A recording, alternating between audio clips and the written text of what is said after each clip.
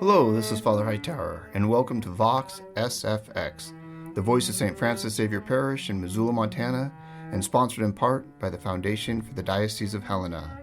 We are so pleased that you have joined us. Your participation enriches our community.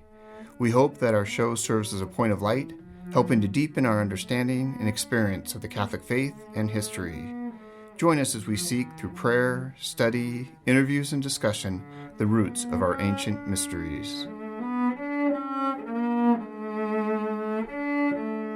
Hello, and welcome to Vox SFX, the voice of St. Francis Xavier in Missoula. We are so pleased that you could join us today to talk about what it means to become a priest. It is a long and involved process. We know of priests, those of us who are in the church, from the ministry that they give and the masses that they present. And for the rest of you who maybe not be practicing Catholics, we know them from the movies and from going out and about and seeing them on the periphery. But how much thought have you put into what it takes to become a priest? It's not as easy as walking up to the altar, throwing on robes, and saying, ta-da. You know, this is a highly trained profession, and a lot goes into it. And we're about to discover that when we talk to Father Cochran about this process. But it's far more involved than you might think. So please stay tuned. I was really interested to find this out. And this one's a little bit longer because we interviewed Father Cochran and our novice, Jonathan. And we could not find a good place to do cuts. Everything that was being said was fruitful. Everything contributed to the overall arc of our story, of our explanation. So we wanted to make sure that we kept it in its entirety so that you could get the fullness of its entirety. So this intro is going to be pretty short because I want to make sure that we can get to that and make sure that you enjoy it. But the last thing I want to say is that I know me personally, I have a deep admiration for those who choose to spend their lives adoring God. It is hard enough in this modern age to even focus on our religion and our spiritual lives in the noise of everything. And so those who choose, the men and women who choose to step into this role and to minister to the church and to take care of those who are hurting, those who need spiritual consolation, those who need salvation, these are the people who stand up and do it. And they often take vows of poverty. They often are sent to places all over the world in order to do this. And they do it without complaint. And they do it for us, for me and you. So, let's find out how these grand people, these great people, take their first steps on this road as we begin by learning what it takes to become a priest.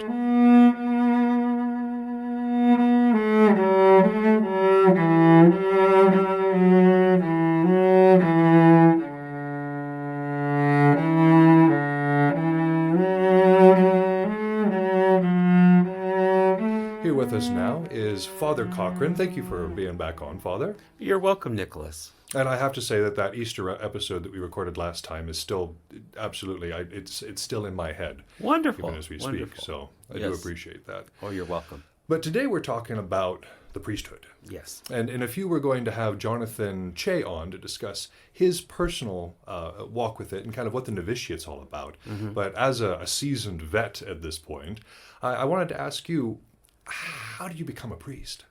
Well, in the Catholic Church, there's two flavors, if you want to call it that, of priesthood. The diocesan model, which most people are familiar with. They're the ones that serve under a bishop. They stay in a diocese.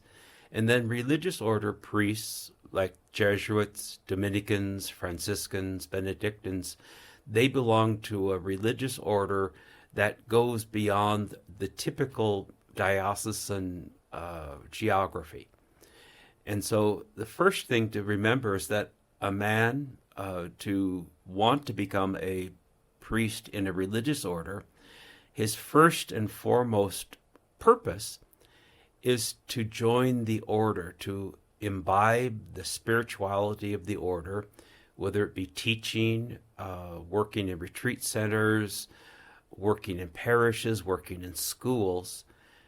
And so that model is that you join the order to become part of the order, and then the order invites you to become a priest within its ranks. Versus a man who enters the diocesan seminary, his sole purpose for going through the different education and training is to become a priest, to serve in a parish, although some dioceses, like the Diocese of Helena, has a college, Carroll College in Helena. And so some of its priests do teach at the school, as well as on weekends do sacramental work. So the main purpose is to kind of distinguish what is the overarching vocation.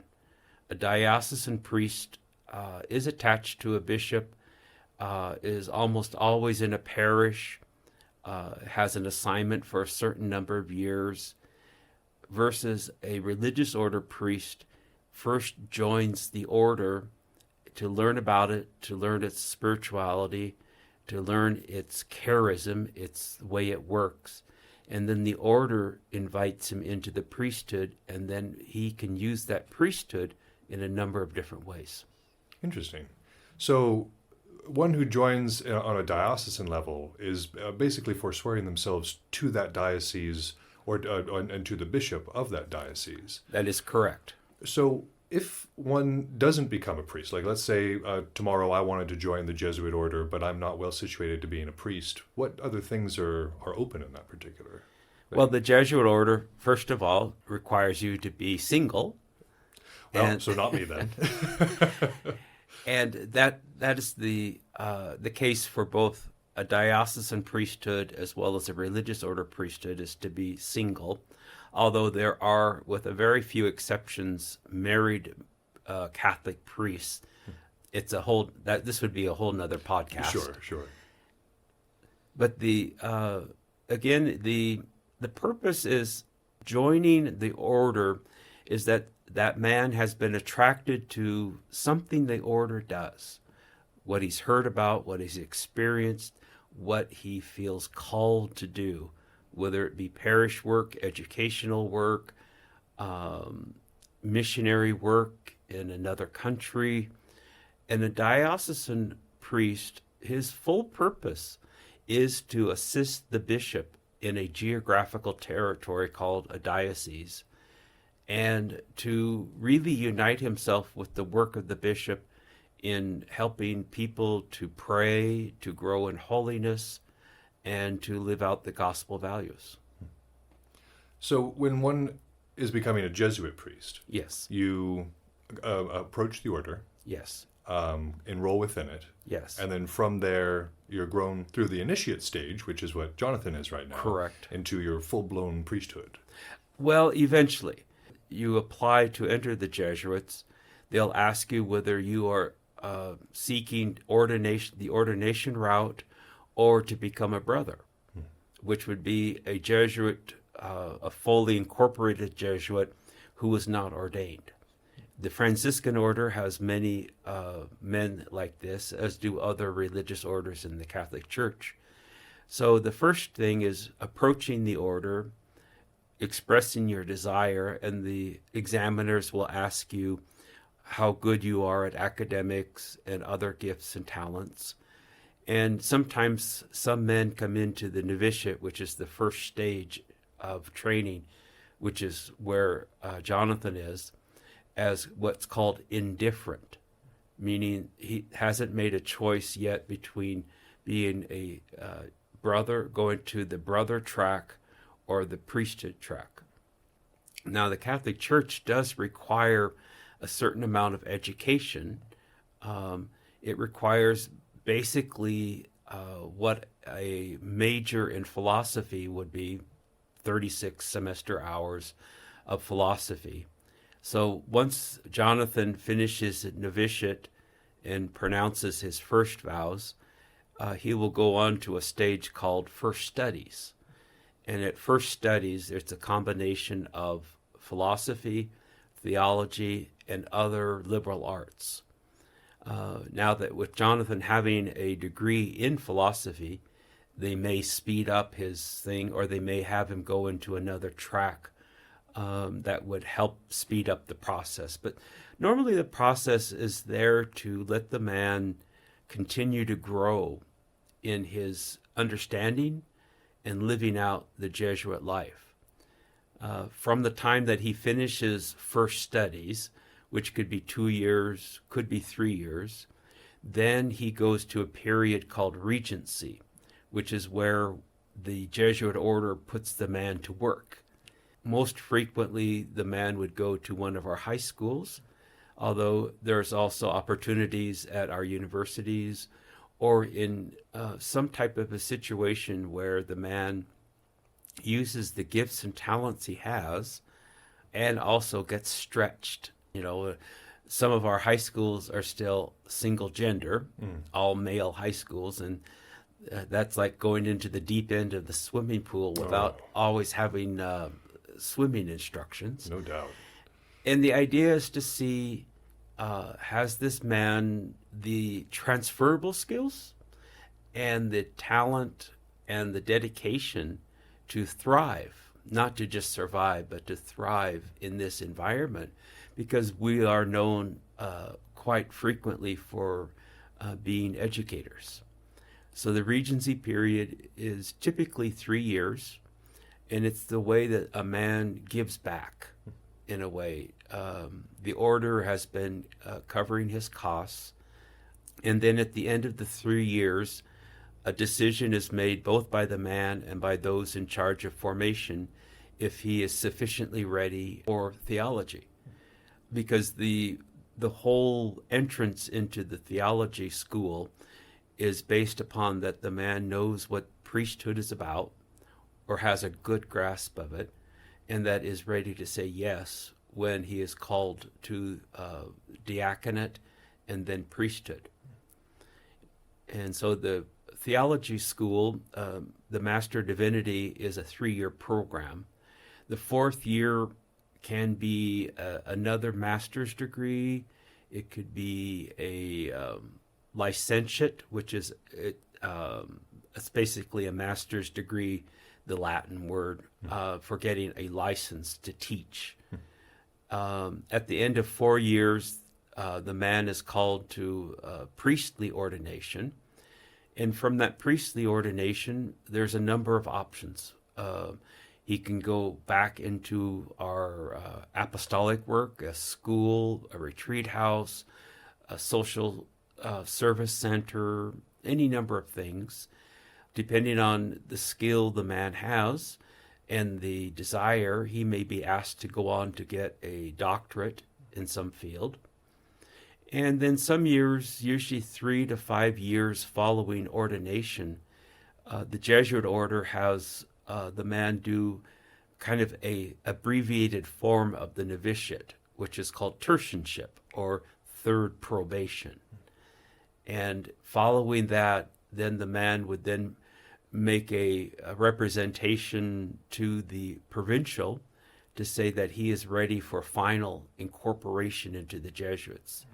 So the whole purpose of joining the religious order is to join the order, and then within the order, if you will become a priest, to exercise your priesthood, or if you are a brother, then you would exercise those gifts that are not about the priesthood.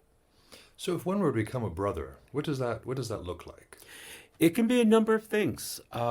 We have a Jesuit brother who's in the Vatican, and he has a doctorate in the understanding of the heavens. I'm not exactly sure what it is, whether it's in physics or astronomy or something. And he travels the world telling people about what the Vatican Observatory is doing. And so there's a man there who has as much education as any priest could ever get. Other Jesuit brothers are kind of the right-hand man, as it were, to a school. Some of them have actually run schools. They can be accountants, they can be lawyers, they can be teachers. They can do a number of things. So a brother exercises the Jesuit charism without being a priest. So he can basically do a number of things. Most recently, our constitutions were interpreted to allow brothers, when necessary, to be a religious superior. But normally in the past, a brother would not be a religious superior, but maybe the second in command, as it were, doing the bookkeeping, running the kitchen, doing the day-to-day affairs of the house, so that the priests of the house could be out doing sacramental work.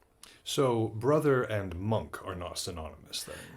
A monk is mostly a brother. A monk would be somebody who pledges himself to a religious order, and the monk usually does not leave the religious order's house or monastery. That rather their life is a life of prayer. It could be within the monastery. They do a number of things. Some monasteries do have schools in which the monks would teach. Mount Angel, Oregon, the Benedictine monks and priests teach the diocesan seminarians in the theology school. Some monks in the past, they had book binderies, so they would be preparing manuscripts to be bound. Some monks in other parts of the United States, they have a habit of both prayer and work. One monastery helps support itself by making very beautiful and very simple wood coffins for people to purchase. Again, it's about what is the charism, what is the theme of the founder, and what has that particular community, what is it carrying on? Is it there to be a symbol of prayer, a symbol of work, a symbol of any number of things that the people of God around them want to see? That's interesting, because usually when we talk about Jesuit priests, we're not including the idea of the brothers or the monks. That's not something we've touched very much on the show, and I'd like to at some point, because it's its own it's its own thing. It is. Often in the past, the brothers were seen. They would often enter at a later age, and they would often be men who had limited education but had very specific skills. And so quite often in the past, our large institutions, especially the institutions where they would be educating philosophy and theology, they tried to be as self-supporting as possible. So they would be out of the town. They would probably have some farm ground. They would may have a dairy and other animals on the farm. And then the brothers would often be the hidden ones within the institution, the ones who would make the cassocks, who would do the laundry, who would cook the food. But their ministry was more of a ministry of service and not as much as sacramental presence. Okay. So as one is on the path to priesthood then, you had mentioned before going into theological school that there was a time of discernment, not just for the person who is wanting to go in, but for the order as well. Yes. What sort of criteria are they looking for at this point before this full admittance into this theological program? They want to see how the man is integrating the different aspects of his life. The academic, the intellectual, the personal. Does he still feel called to live a life of celibate chastity? Is there things that have developed in his person that may not help him become the effective priestly minister that we need him to be? Not every one of the Jesuits who does teach high school goes back to teach high school after ordination. Sometimes it takes a special person to do that type of work. But the idea is that the order is wanting to see, can this man grow intellectually, affectively, personally? Can he work with others? Can he work with non-Jesuits? Especially so many of our institutions now are led by lay people and even lay women. So is he comfortable in having his work being overseen by other people? And can he then still thrive in that?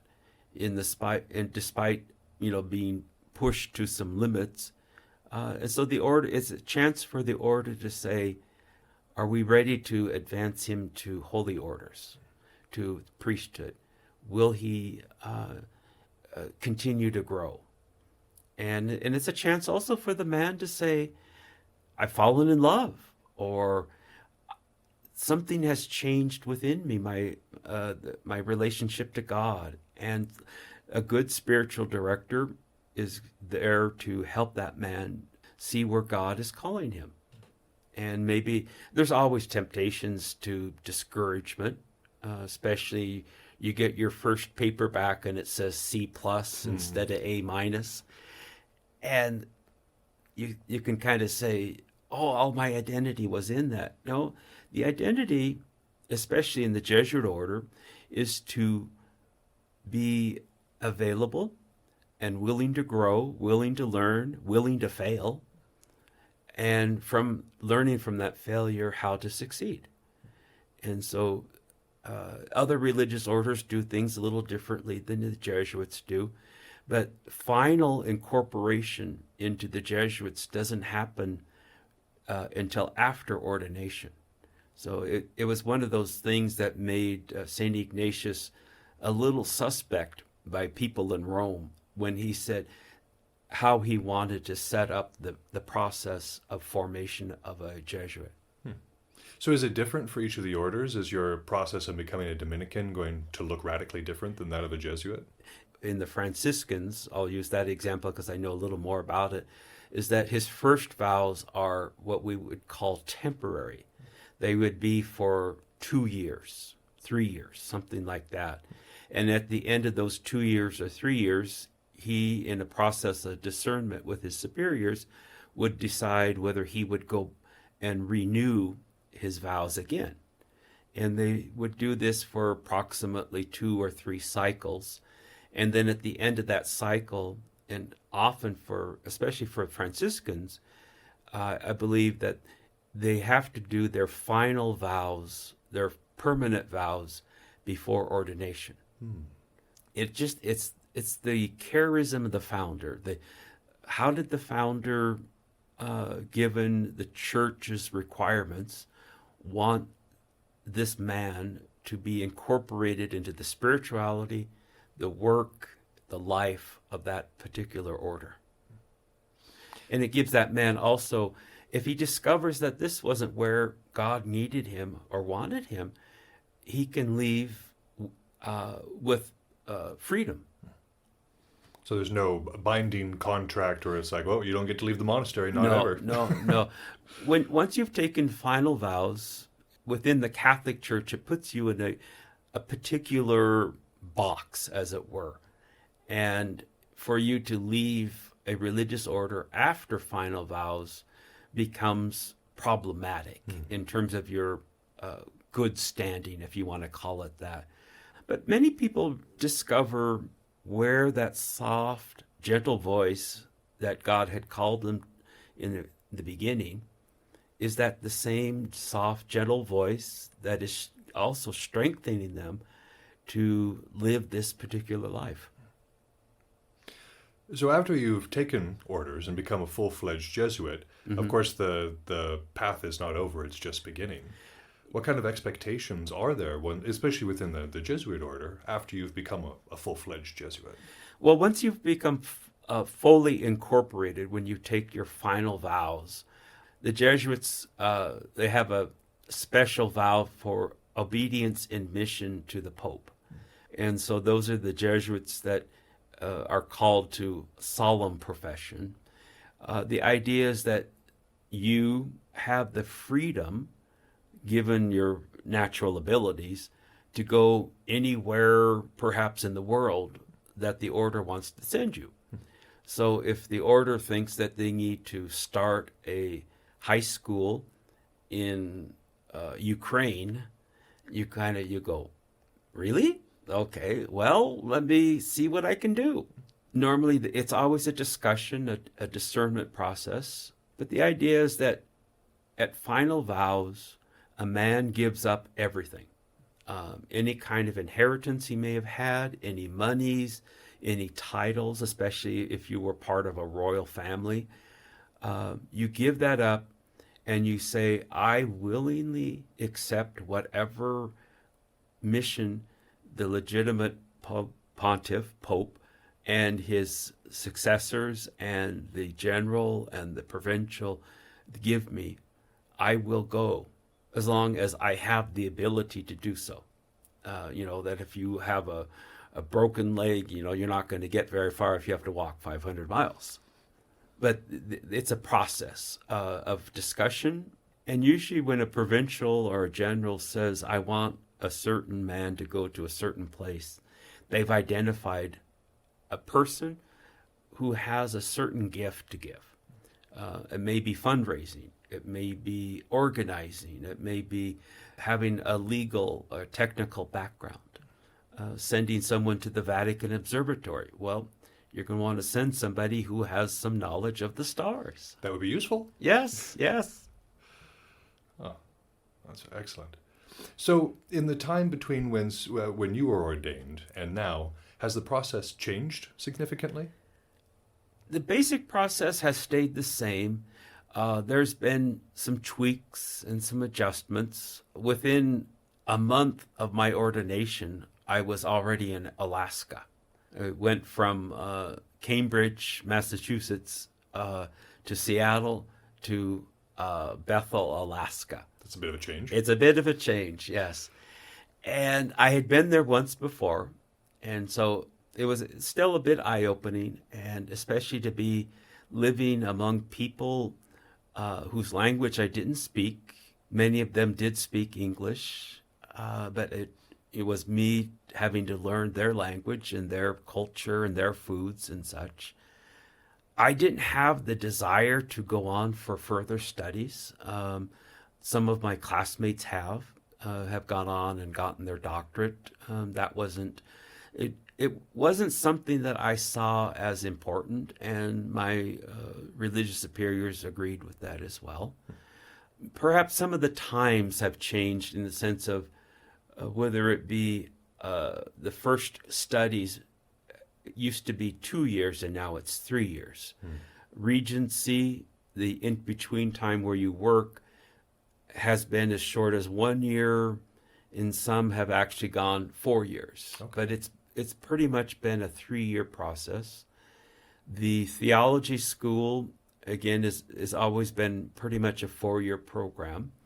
And then there's always been that period of work or study between ordination and then tertianship, which is kind of the novitiate revisited, anywhere from 3 to 10 years. Some men who were working on a doctorate, getting into a school, applying for tenure, does kind of upset the timeline. Sure.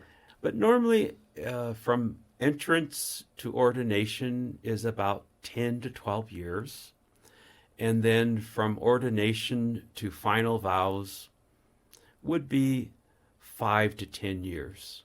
So full incorporation as a Jesuit, it can be about a 20-year process. That's a fairly big commitment there. It is. And I've often wondered where those years in my life went. This is my 30th year as a priest, and I've been in the Jesuits since 1982, so that's 42 years, which surprises me a lot when I look back on it. Sure. And I have many of my confreres, my Jesuit brothers, who are fewer years and more years than myself. And it just, some days you never know what's going to happen. One day I was in Alaska on Good Friday, got a phone call from the provincial, the head priest, and said, I need you to take up a new job, and I need you to move down to Spokane and become in charge of our Jesuit community down there, which included working with our senior Jesuits. So a whole new field that I didn't know I would ever be into. But you made the vow to respond to the call. Yes. So if somebody were listening to this podcast and thinking, this sounds like it might be for me, what kind of encouragement would you give them or advice? Well, the first thing I would ask them is, what's your prayer life like? What's your daily prayer life, weekly prayer life? What's your church life as a Catholic man like? And where do you sense that God is calling you to? A religious order will make very strong demands, if you want to say that, upon a man entering. A diocesan, similarly, but in a different way. So you would ask, okay, is the whole purpose of this desire for priesthood to be attached to a particular parish or a very particular diocese? Or is there something deeper going on? Are you willing to take on a work of a religious order that may not always be priestly? They may, if they see a certain gift within you, they may call you to the classroom. They may call you to become a social service founder. They may call you to become a fundraiser for charitable programs. So the thing is, what has this young man, what has he experienced? What type of priests has he been in contact with? What has he read? What is his imagination tugging at his heart? St. Ignatius in the spiritual exercises makes great use of the imagination. Mm-hmm. Does this man have an imagination of him laboring with Christ? And also friendship. Is that, it's one of the most important parts of religious orders is friendship in the Lord. And so do his friends, would they be able to walk with him and support him with their well wishes? Does he make friends well? Does he understand his own self, who he is as a man, as a sexual person? Would he be able to live a chaste, celibate life? And so there's a lot of questions to ask, and no question is out of order. Some questions are better than other questions. And looking back, obviously you've lived your life dedicated to the Jesuits, and it has been meaningful to you. What does being a priest mean to you? Being a priest, for me, is not just focused upon the sacrament. I think being a priest is being available to help people in moments, especially those moments where the sacraments can bring healing and hope. But I think being a priest is being available in a particular way that sometimes other helping professions are not able to be of help. I try to see myself as one among many, that I'm among the people of God. That's one of the gifts of the ordination rite, is that the man is called from the pews up to the altar. And that in our process, we also have men and women who know the man, who give letters, written and oral testimony about what they've seen in this man, what he can provide, what he has done, and what possibly could do. And so it's not just focused upon the celebration of Eucharist or celebration of reconciliation or baptism, but it's about bringing Christ, bringing God into people's lives in sometimes ordinary ways and sometimes some very extraordinary ways.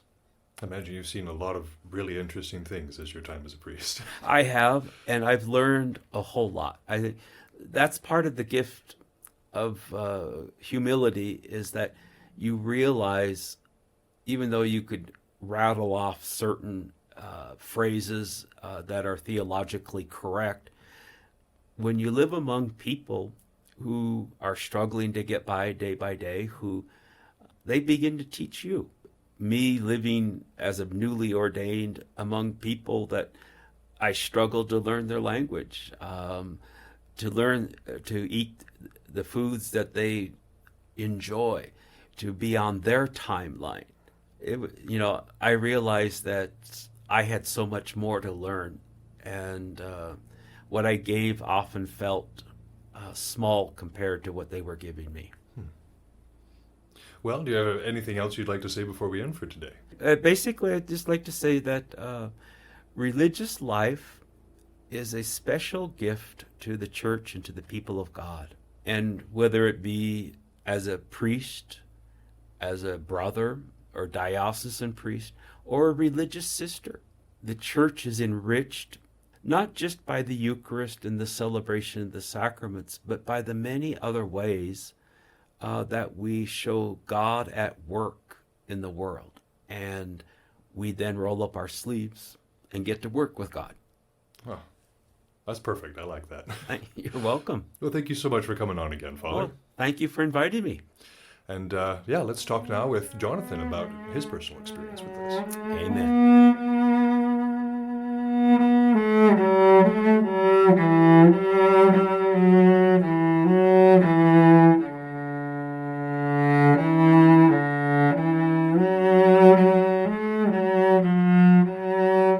With us in the studio now is Jonathan Choe. Jonathan, thank you so much for coming in today. Thanks for having me here.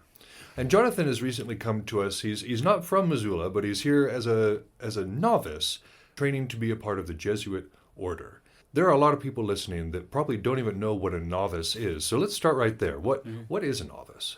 Well, a novice is someone who's, as the name implies, is new to the society. It's the first 2 years of formation. And what's really cool about being a novice is you are considered a member of the society from the day you enter. You have all the rights and privileges of a Jesuit. If you die in the novitiate, and has happened before, you can be buried as a Jesuit, which is really, really wonderful. But yes, it's those first 2 years of formation. It includes a series of classes, different service experiments, and learning to live in community, and learning to pray, of course. And so that's mainly the first year. And in the second year, the novice does a series of what are called experiments, basically ministry placements where they go out, they leave the novitiate for 2 months, 3 months, 6 months, and they try different kinds of ministry. It could be schools, could be working with Native peoples, could be working in a healthcare setting even. So that's the 2 years of the novitiate, and it's meant to test and to allow the man to discern his vocation. He, at this point, has already gone through an extensive application. He has probably met many Jesuits, and he has gone to all different kinds of events and had many different experiences that have led him to enter. But he won't really know what it means to be a Jesuit until he becomes a Jesuit and tries it on, so to say. So that's what the novitiate's for. It's a time to allow the man to discern if they want to continue. Mm-hmm. So at this point, you're not necessarily sworn in as a Jesuit forever. Mm-hmm. Like if you were to say, man, this isn't for me, you could still go a Dominican or Franciscan or is that kind of what I'm hearing? Yes. That freedom, as you were hinting at, is very important in the novitiate. You don't take vows until the end of the second year. So, God willing, I will be accepted for vows in August. And, that's a more concrete step towards living life as a Jesuit. But the first 2 years, you don't take vows. You have no obligation to stay, of course. Generally the case throughout formation, you have no obligation to stay. At any time, you are free to leave. And at the same time, the society can also say, perhaps this isn't for you. So there has to be freedom on both the part of the man and the society during the novitiate. But the society will give the man every opportunity, all the support he needs while he's in the novitiate. And the man will, in turn, give all he can, give his time, give his blood, sweat, and tears to the experience, and allow God to guide the discernment. Mm-hmm. So this is basically the last steps before you become a full-fledged Jesuit. What do you have to do to get to this point? Like, do you just step into the ring and you say, "Hey, I want to be a novitiate," or what's the requirements to get to where you're at right now? So are you asking about what it takes to enter the novitiate? Yes. Okay. Yes, it's an extensive application. I remember when I got all the stuff in the mail that I needed, and most of it's online now, but there's still some stuff that has to come through the mail. I mean, it's pages and pages thick. It's it's over 100 pages of stuff. You go through a psychological assessment, have to submit 2 interviews with Jesuits, and newer to the application process now is you're interviewed by a woman, because a lot of ministry settings now, and a lot of other settings, you have to work, Jesuits will have to learn how to work with women. Sure. So they have to see whether the man is suitable to working with women. There's also an interview with a vocation director about spiritual readiness, psychological readiness, physical readiness. You have to see a doctor and a dentist and an eye doctor to make sure you're physically healthy enough to enter the novitiate. And of course, you have to get some letters of reference from people co-workers, family members, friends, saying that you are fit and suited to enter the novitiate. And after all that, the application is submitted to the provincial, who in turn will review it and decide whether or not to accept the man. So that generally takes between 4 and 6 months. It's quite an extensive process.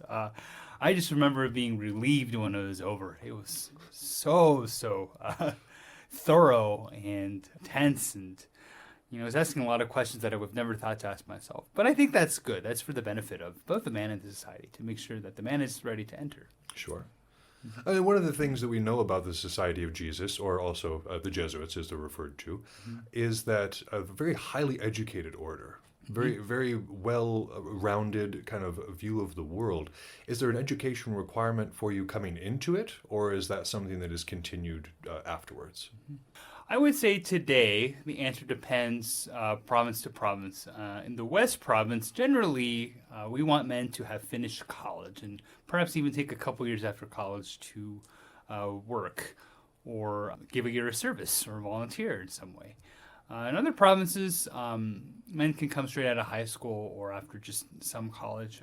There's actually one man in the Central Southern Province who attended college for 1 year and then entered. He's great. I love him. He's awesome. He's funny. He's prayerful. He's smart. But it just depends on the man. Sometimes the vocation director will ask you to delay entering for a while. Sometimes they won't want to talk to you until you've attended college. It just depends on the province. I entered with a bachelor's degree and a master's degree, which is pretty typical. At least some college for men entering the novitiate is common. Just out of curiosity, what are your degrees in? I have a bachelor's degree in philosophy and education, and I have a master's degree in education. My man. So is that kind of where you're angling to with your service? Do you want to work in the education as a Jesuit?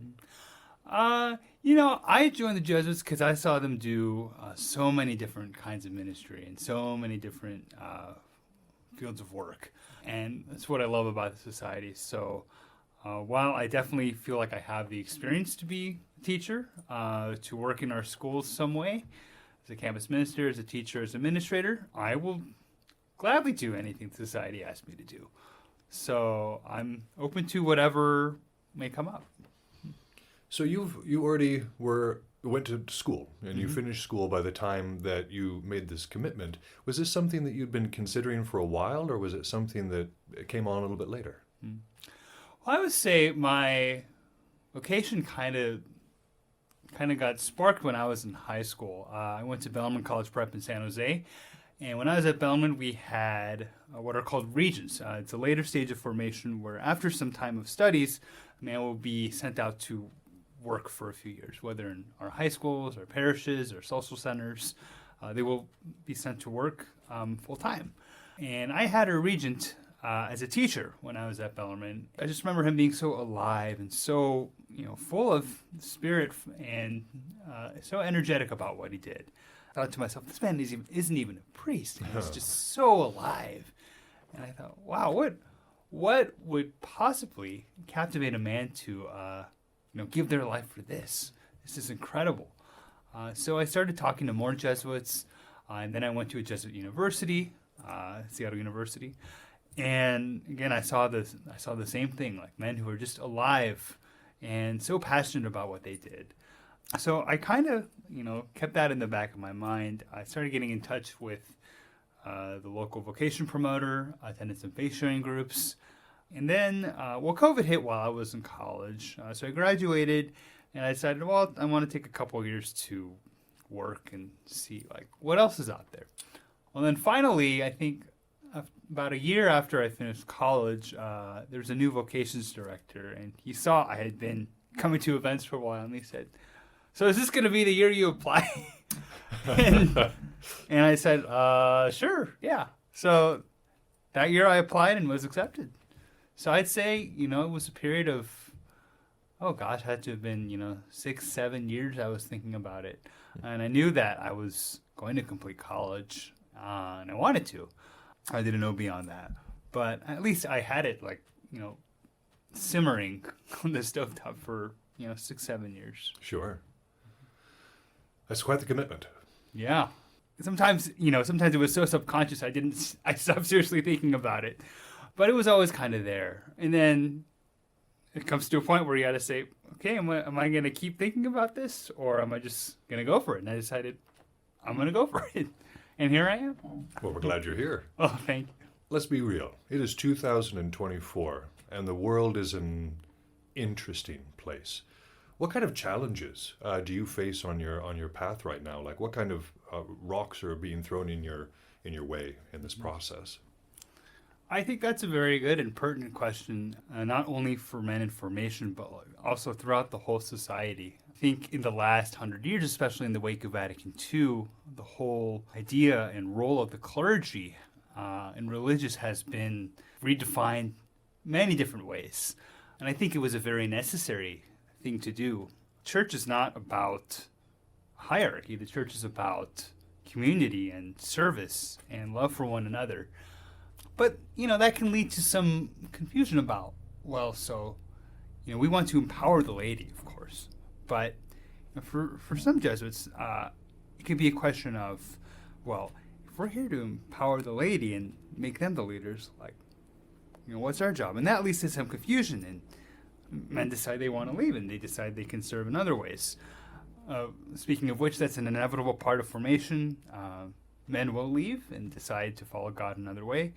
Of the 6 who entered in my class, there are 4 of us left, and I'm still good friends with and in touch with the 2 who have left. But that is always going to be a question: is this the path that I want to keep following? Sure. Am I coming from this vocation from a place of total freedom? That is always something that's going to come up. And we are also facing shrinking numbers. At the end of Vatican II, there were 36,000 Jesuits. And in the last count of worldwide Jesuits, we had just below 14,000, I think. So wow, that's quite the reduction. Quite a reduction. And that's not true just of the Jesuits, but also of many dioceses and religious orders throughout the world, especially in the United States and the developing world. And it's a vocation that can sometimes not make a lot of sense. I still get questions of, why would you give up wanting to get married, wanting to being able to make money for yourself, and always being obedient to a higher power? Why would you submit yourself to that? So there are always people who won't understand the vocation, and of course throughout the world, Christians, Muslims, Jews are being persecuted in many different ways. And fortunately, that's usually not the case in the United States. But, should I be missioned to be sent abroad, that is something I will have to reckon with. Sure. Mm-hmm. It's a scary thought. Yeah. Because most of the Jesuits I've met have been sent abroad. Father Hightower has done work in Haiti and Iraq, and Father Cochran in Alaska and other places as well. It seems like travel is a kind of part of the Jesuit purview. Mm-hmm. It very much is. Even in the course of my formation, I think I will move no less than 3 or 4 times. Wow. Obviously I moved into the novitiate, but even from the novitiate, going to these experiments, I have to move for a period of 3 to 6 months. My last experiment, I moved away for 3 months, and now being here in Missoula, I'll be away for about 5.5 months. You just have to be ready to pick up and go. Wherever the mission is, we have to follow. That's the hard part also about being a Jesuit is we can't become too attached to a certain place. Sure. And it's hard because we're asked to give our all. We're asked to give so much of our time, our resources. We connect and meet many different people. And then anytime we can be asked to move. That's always going to be a difficult part of a Jesuit life. And men have different skills and interests. The needs of ministry are going to change and be dynamic. So men have to be ready to pick up and move at any time. Well, and to go places that are very different for many reasons. I mean, I know that both locations are in the United States, but there's a lot of difference between Southern California and Montana, not just in terms of weather, but also like socially and culturally. How hard is that to adjust to? Because you said that this is your second or third time having done this. What's it like to just immediately have to integrate into a new place, a new culture, a new parish, only to know that you're probably going to be going somewhere else soon too? It's always that balance between giving as much of yourself as you can to an experience, but also knowing in the back of your head, like, I'm going to move. So, you have to find the best way to adapt, and then when it's time to go, what's worth holding on to? I still have 2 months here, so I haven't quite gotten there yet, but I think what was helpful during the course of my formation is learning about our history, about missionaries who traveled thousands of miles away from home. For sure. And met with peoples no one had ever heard of, hearing and learning languages no one had ever heard before. And St. Francis Xavier, the namesake of our parish, is well known for all of those things. Very much so. And, eating different foods and dressing in different ways and adapting to different cultural customs that they might not have been previously accustomed to. And all I can say about that is it takes a little time, and you just have to find ways to keep yourself grounded. I think the most important thing that I've learned in the novitiate at least, is prayer. And for me, building that prayer routine when I got here, and knowing that it's not going to be exactly the same as when I'm in the novitiate, where I have a little more structured time. But finding that routine of prayer, of sleep, of exercise, is really important to getting adapted in my first couple months here. And so, you just have to find those ways to keep yourself grounded and healthy, and make sure you have good relationships with your community, with your work, and you're taking the time to appreciate where you are.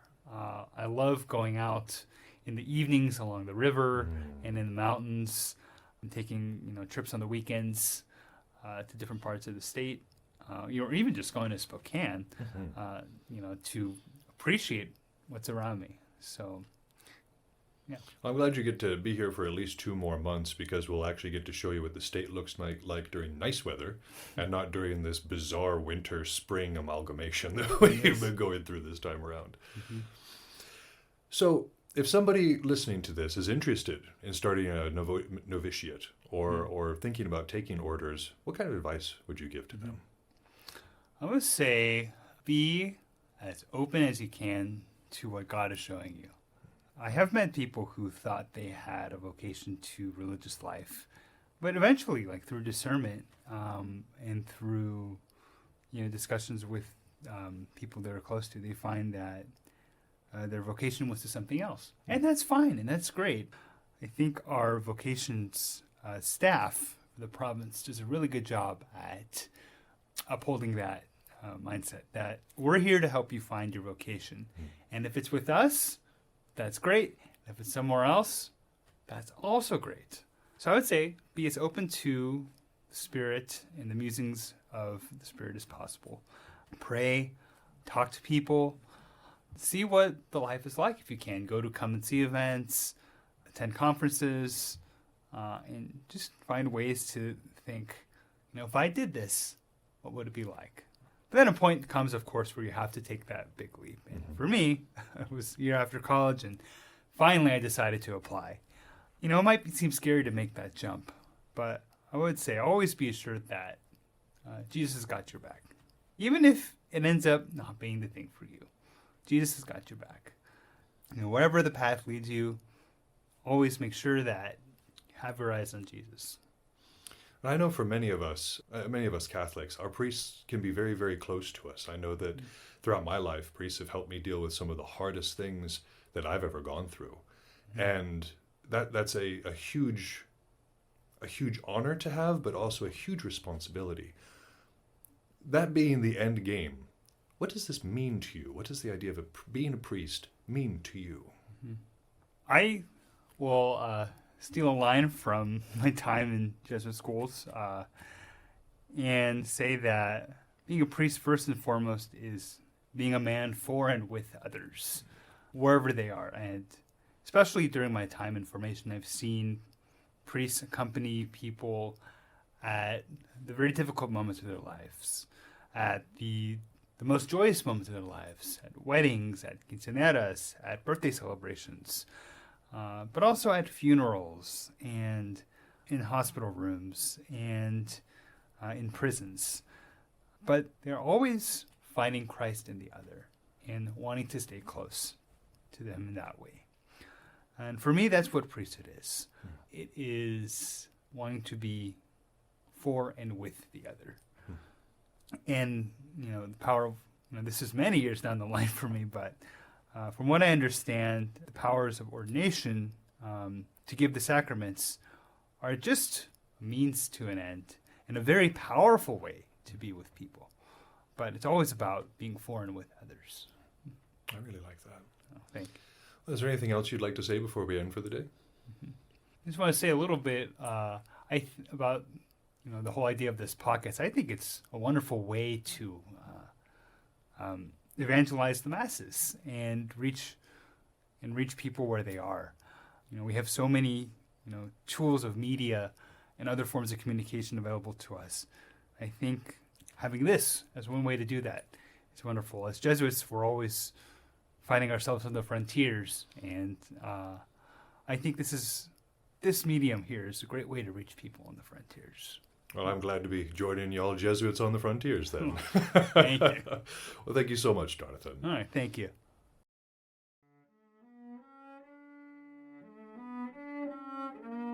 Thank you for being with us today as we walk as pilgrims this road together. If you feel called to learn more, please consider checking out St. Francis Xavier or your local Catholic church. All are welcome into our community as God loves us all equally.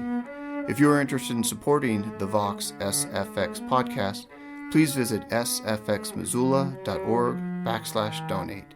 Until next time, go forth in peace and be the light of Christ in someone's day.